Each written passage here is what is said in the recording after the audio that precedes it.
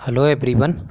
आज हम पढ़ने वाले हैं क्लास 9th का चैप्टर नंबर 4, जिसमें हम पढ़ने वाले हैं परमाणु की संरचना, जिसका एक पार्ट हम पहले ही पूरा कर चुके हैं, जिसमें हम देख चुके हैं इलेक्ट्रॉन के बारे में कि इलेक्ट्रॉन की खोज कैसे हुई।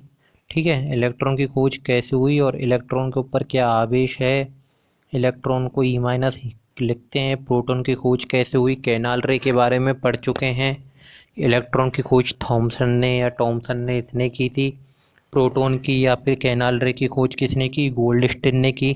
इसके बारे में हम पहले पढ़ चुके हैं पार्ट फर्स्ट में। आप प्लेलिस्ट में जाके वीडियो देख सकते हैं।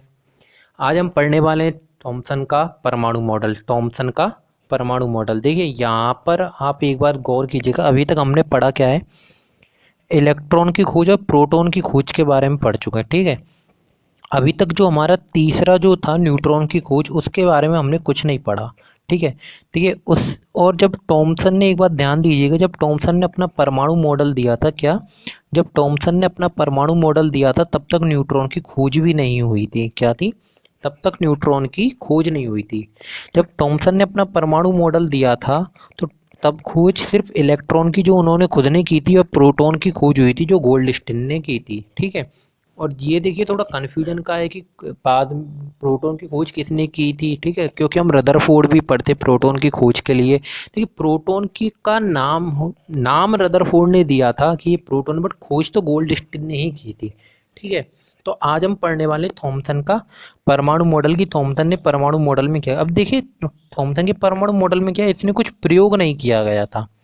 इसमें कुछ ऐसा नहीं है कि कुछ खास प्रयोग किया गया था। इसमें एक थ्योरी दे दी गई थी कि ये इसकी थ्योरी है। ठीक है, सिर्फ एक पहला मॉडल दिया गया था कि परमाणु की स्थिति इस प्रकार भी हो सकती है कि तत्व के अंदर जो परमाणु होता है, उस परमाणु के अंदर जो अपरमाणु होते हैं कि इलेक्ट्रॉन, मतलब परमाणु की स्थिति से क्या मतलब है, परमाणु की स्थिति से क्या मतलब, परमाणु की स्थिति से मतलब है उसके अंदर उपस्थित इलेक्ट्रॉन प्रोटॉन की स्थिति। परमाणु की स्थिति से हम क्या पढ़ने वाले हैं यहाँ पर, उसके अंदर उपस्थित इलेक्ट्रॉन प्रोटॉन की स्थिति, या बोल सकते हैं उसके अवपरमाणु को। ये इलेक्ट्रॉन प्रोटॉन न्यूट्रॉन और क्या है, ये इसके अवपरमाणु की तो हैं। ये क्या है, इसके अवपरमाणु हैं। ठीक है, तो हम यहाँ से बोल सकते हैं कि इलेक्ट्रॉन प्रोटॉन और न्यूट्रॉन की स्थिति के बारे में। लेकिन हुआ क्या यहाँ से, उस टाइम तक न्यूट्रॉन की खोज तो हुई नहीं। बचा क्या, इलेक्ट्रॉन और प्रोटॉन बचा, इलेक्ट्रॉन और प्रोटॉन बचा। ठीक है, तो देखते हैं उसने बोला क्या, थॉमसन ने अपनी परमाणु में थ्योरी क्या दी गई थी। ठीक है, तो जे थॉमसन क्या बोलते हैं, जे थॉमसन बोलते हैं कि जैसे कि ये कोई पूरा की पूरा परमाणु है। क्या बोलते हैं, जैसे माना कि ये पूरा की पूरा कोई परमाणु है। ठीक है, तो थॉमसन ने अपने थ्योरी में दो शब्द कहे थे। क्या, एक तो क्या बोला था कि ये मान लो कि पूरा का पूरा परमाणु है, तो इस पर उस टाइम देखिए एक तो या तो प्लस आवेश होगा जिसको क्या है, प्रोटॉन होगा, और एक ऋणावेश होगा जो क्या होगा, इलेक्ट्रॉन होगा। और न्यूट्रॉन की खोज हुई नहीं, तो उनको पता भी नहीं था कि न्यूट्रॉन भी कुछ होता है। ठीक है, तो उन्होंने क्या बोला था कि उस पर क्या होगा, इलेक्ट्रॉन की स्थिति और प्रोटॉन की स्थिति बतानी थी। क्या बताना था, एक्चुअल में उनको यहाँ पर प्रोटॉन की स्थिति बतानी थी और इलेक्ट्रॉन की स्थिति बतानी थी कि इस जो परमाणु है, परमाणु में इलेक्ट्रॉन की स्थिति क्या है और प्रोटॉन की स्थिति क्या है। तो जो थॉमसन है उन्होंने क्या बोला कि ये जो परमाणु है पूरा की पूरा धनावेश है। क्या बोला, परमाणु है जो पूरा की पूरा क्या है, धनावेश है। क्या है, धनावेश है। परमाणु क्या है, पूरा की पूरा धनावेश है। अब उन्होंने जैसे ही ये बोला कि परमाणु पूरा की पूरा धनावेश, तो उन्हें अब इलेक्ट्रॉन की स्थिति बताना रह गया था। ये धनावेश से मतलब क्या हो गया, धनावेश किसके ऊपर होता है, प्रोटॉन के ऊपर होता है। किसके ऊपर होता है, प्रोटॉन के ऊपर होता है। ठीक है, किसके ऊपर होता है, प्रोटॉन के ऊपर होता है। तो यहाँ से इस तरह से मैं बोल सकते हैं हम कि यहाँ पर उन्होंने धनावेश जैसे बोला था, उन्होंने प्रोटॉन की स्थिति के बारे में बता दिया। तो हम ये बोल सकते हैं कि परमाणु की पूरा धनावेश है, या फिर हम बोल सकते हैं कि परमाणु जो प्रोटॉन की स्थिति है वो पूरे परमाणु पर समाई हुई है। जो प्रोटॉन है वो पूरा की पूरा परमाणु, ये भी तो बोल सकते हैं जैसे कि ये पूरा प्रोटॉन है। देखिए इस चित्र में देखिए, ये क्या है, पूरा की पूरा ही प्रोटॉन है। जो परमाणु है यही तो परमाणु है, और ये पूरा की पूरा ही क्या है, धनावेश है। पूरा की पूरा ही क्या है, परमाणु है। इसमें कहीं भी कोई स्पेस नहीं है, इस तरह से कहीं भी कोई जगह नहीं है। इसका मतलब क्या हुआ, ध्यान से सुनिएगा। देखिए ये बहुत आगे जाके यही थ्योरी काम आने वाली है आपके दोबारा।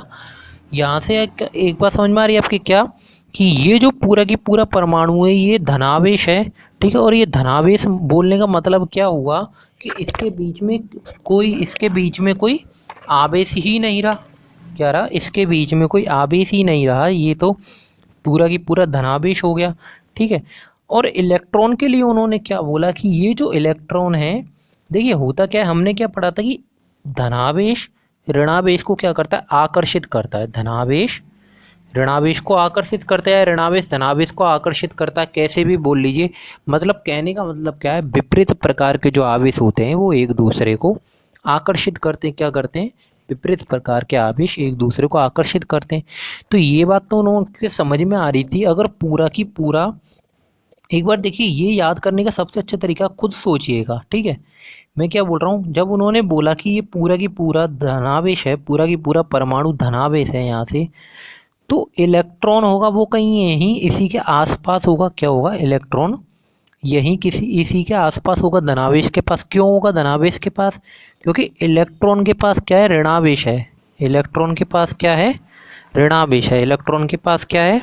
ऋणावेश है, ठीक है। तो इलेक्ट्रॉन के पास ऋणावेश है तो वो कहीं ना कहीं इलेक्ट्रॉन के धन आवेश के पास ही होगा, ठीक है। तो यहाँ से थॉमसन क्या बोलते हैं, जो ये इलेक्ट्रॉन है, जो ये ऋणावेश है, ये इस धनावेश के ऊपर चिपका हुआ है इस तरह से, ठीक है। आप देख रहे हो इस चित्र में, देखिए ये पूरा की पूरा परमाणु हो गया। ये पूरा की पूरा क्या हो गया? परमाणु हो गया, ठीक है। और जो ये पूरा की पूरा परमाणु है, ये धनावेश से मिलकर बना हुआ है, या प्रोटॉन बोल दूं मैं, बात एक ही है, ठीक है। ये पूरा की पूरा परमाणु क्या है? धनावेश से मिलकर बना हुआ है, या फिर ये पूरे के पूरे परमाणु पर क्या है? प्रोटॉन है, जो कि प्लस चार्ज है, इसके ऊपर धनावेश है, ठीक है। और उसने क्या बोला? इलेक्ट्रॉन इसके ऊपर धनावेश के ऊपर चिपके हुए हैं। इलेक्ट्रॉन चिपके हुए मतलब ऋणावेश, इलेक्ट्रॉन चिपके हुए मतलब ऋणावेश, ठीक है। ये देखिए ऊपर ये दिख रहे हैं आपको माइनस, ठीक है। ये इस तरह से इसके ऊपर क्या है? चिपके हुए हैं। ये क्या है? इसके ऊपर चिपके हुए हैं, ठीक है। तो यहाँ से समझ में आ रहा है, यहाँ से उसने दो लाइनें दे दी गई थी पहले। बताना भी तो यही था कि इलेक्ट्रॉन जो परमाणु है उसमें प्रोटॉन की स्थिति क्या है, और दूसरा इलेक्ट्रॉन की स्थिति क्या है। तो उन्होंने प्रोटॉन की स्थिति क्या बताई? प्रोटॉन की स्थिति तो बताई उन्होंने कि परमाणु पर पूरे की पूरे पर क्या है? धनावेश है, या परमाणु पूरा ही प्रोटॉन से बना हुआ है। दूसरा इलेक्ट्रॉन, इलेक्ट्रॉन की स्थिति उन्होंने क्या बताई कि इलेक्ट्रॉन क्या है? उस प्रोटॉन के ऊपर या उस परमाणु के ऊपर चिपके हुए हैं, या ऋणावेश उस प्रोटॉन के ऊपर या धनावेश के ऊपर चिपका हुआ है, ठीक है। वो ऋणावेश बोलो, प्रोटॉन बोलो, सॉरी इलेक्ट्रॉन बोलो, या फिर धनावेश बोलो या प्रोटॉन बोलो, ठीक है, बात एक ही है। यहाँ से समझ में आ गया कि पूरा की पूरा परमाणु क्या है? धनावेश है, और ऋणावेश है जो उसके ऊपर चिपका हुआ है। ये दो लाइनें क्या बोली थी? जे थॉमसन ने बोले दी थी। लेकिन देखिए यहाँ से एक बात जरूर गौर कर लीजिएगा, मैं फिर से बोल रहा हूँ, पूरा की पूरा परमाणु धनावेश से मिलकर बना हुआ है, मतलब पूरा की पूरा परमाणु क्या है? प्रोटॉन है। इसका मतलब ये हो गया साफ साफ कि इस प्रोटॉन में कहीं भी रिक्त स्थान नहीं है। आप यहाँ पर भी देखोगे तो यहाँ पे भी प्लस है, यहाँ पे भी प्लस है, ये जो बीच में देख रहे हैं ना, ऐसा कुछ भी नहीं है, ये सारी जगह प्लस है। यहाँ पर बिल्कुल छोटा सा एक कण के बराबर भी रिक्त स्थान नहीं होगा, एक छोटे से कण के बराबर बिल्कुल भी कुछ भी रिक्त स्थान नहीं होगा, ठीक है। उनका कहने का मतलब ये हो गया, ठीक है।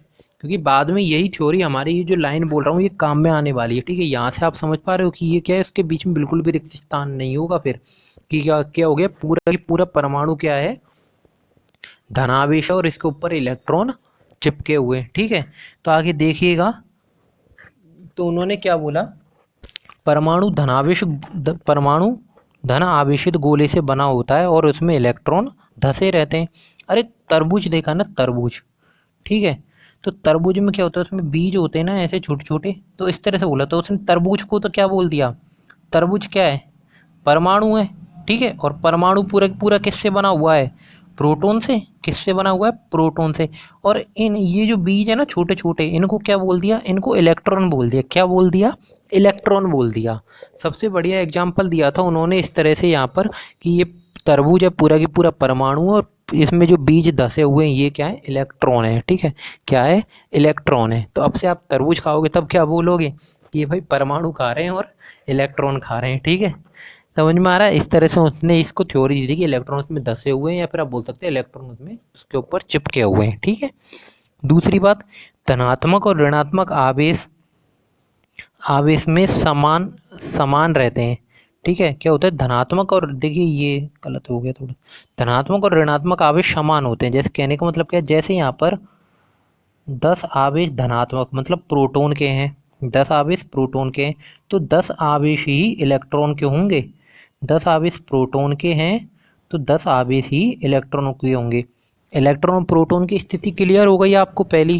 ठीक है, कि पूरा की पूरा धनावेश है और इलेक्ट्रॉन उसके ऊपर धसे हुए हैं या चिपके हुए हैं। ठीक है। दूसरा उसने क्या बोला कि इसमें इलेक्ट्रॉन और प्रोटॉन, इलेक्ट्रॉन और जो प्रोटॉन है वो बराबर होंगे। ऐसा नहीं है कि इलेक्ट्रॉन ज़्यादा हो गया या इलेक्ट्रॉन 11 हो गए यहाँ से और प्रोटॉन प्रोटॉन 10 ही रह गए। ठीक है। इलेक्ट्रॉन क्या हो गए, 11 हो गए, प्रोटॉन 10 ही रह गए। ठीक है। 9 मान लो, कुछ भी मान लो। तो कहने का मतलब सीधा सा ये था यहाँ पर कि जितने इलेक्ट्रॉन होंगे उतने ही प्रोटॉन होंगे, या फिर जितने प्रोटॉन होंगे उतने ही इलेक्ट्रॉन होंगे। ठीक है। मतलब धनावेश और जो ऋणावेश है वो मात्रा में क्या है, सदैव समान है। अगर सोच के देखिए, मैं फिर से बोल रहा हूँ, जैसे हमने पार्ट फर्स्ट में पढ़ा था कि अगर धनावेश और ऋणावेश समान हो गए, धनावेश और ऋणावेश समान हो गए, तो वो क्या हो गया, उदासीन हो गया। क्या हो गया, उदासीन हो गया। उदासीन होते क्या हो गया, वो स्थिर रहेगा। उदासीन होने का मतलब क्या हो गया, स्थिर रहेगा। तो इस तरह से ये क्या था, थॉमसन ने परमाणु मॉडल दिया था। कि थॉमसन ने क्या बोला था सबसे पहले कि परमाणु धनावेशित गोले से बना हुआ है और उसमें इलेक्ट्रॉन धसे हुए हैं, पहला। और दूसरा उसने क्या बोला कि धनात्मक और ऋणात्मक आवेश में समान होते, इसलिए परमाणु विद्युतीय रूप से कैसा हो गया, उदासीन हो गया। ठीक है। यहाँ से हम एक चीज़ मैं आपको फिर से बता रहा हूँ, धनाश पूरा की पूरा धनावेश होने से मतलब क्या हो गया, इसमें कोई भी रिक्त स्थान नहीं है। ठीक है। इस तरह से थॉमसन ने सबसे पहले परमाणु मॉडल दिया था। ठीक है। इस तरह से यहाँ पर ये हमारा थॉमसन का परमाणु मॉडल खत्म होता है। धन्यवाद। अगर वीडियो अच्छी लगी हो तो चैनल को सब्सक्राइब करना ना भूलें।